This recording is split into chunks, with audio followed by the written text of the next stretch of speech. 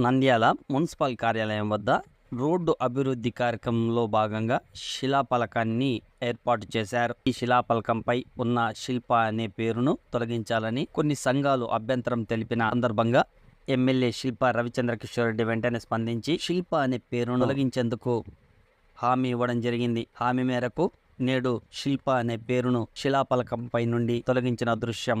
మరి దానికి అబుల్ కలాం ఆజాద్ గారిది ఇక్కడ పెద్ద స్తూపం గతంలోనే ఇక్కడ పెద్దలందరూ కూడా కలిసి కట్టించడం, మరి వారికి గౌరవార్థంగా చరిత్రలో నిలిచిపోయేలాగా ఒక పర్మనెంట్గా చేస్తే బాగుంటుందని ఉద్దేశంతో మౌలానా అబుల్ కలాం ఆజాద్ గారి జీవిత చరిత్రని లిఖిస్తూ ఒక శిలాఫలకాన్ని ఏర్పాటు చేసి జస్ట్ పేరు పెట్టాలి, ఈ సర్కిల్కి ఆ పేరు ఉంది అనేది ప్రజలకు తెలియజేయాలనే ఉద్దేశంతో పెట్టడం జరిగింది. మరి దానిపైన ఏదో శిల్ప అనే ఒక పేరు ఉంది, దాన్ని తీసేయాలని చెప్పేసి కోరారు. దాన్ని కూడా మనకేం అభ్యంతరం లేదు. ఇక్కడ